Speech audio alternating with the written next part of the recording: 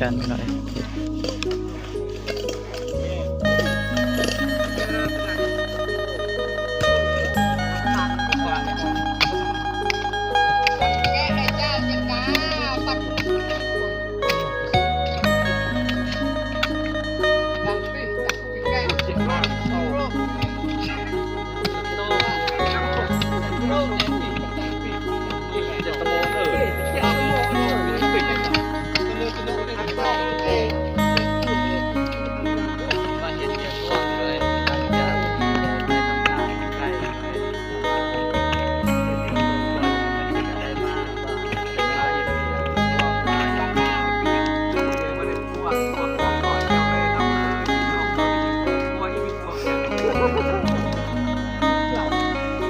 พี่น้อยสำหรับคลิปนี้ก็สิได้แยกย้ายกลับบ้านกลับเมืองพี่น้อย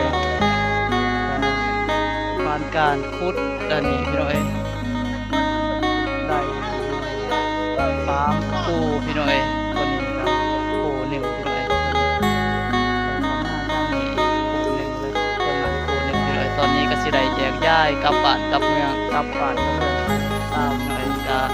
คลิปหน้าพบกันใหม่พี่น้อยสำหรับคลิปนี้ก็ขอไว้ใส่ไว้ก่อนเด้อพี่น้อยจงมีสุขภาพเข้มแข็งแข็งแรงเด้อครับพี่น้อยคลิปหน้าพบกันใหม่พี่น้อยสำหรับคลิปนี้สบายดี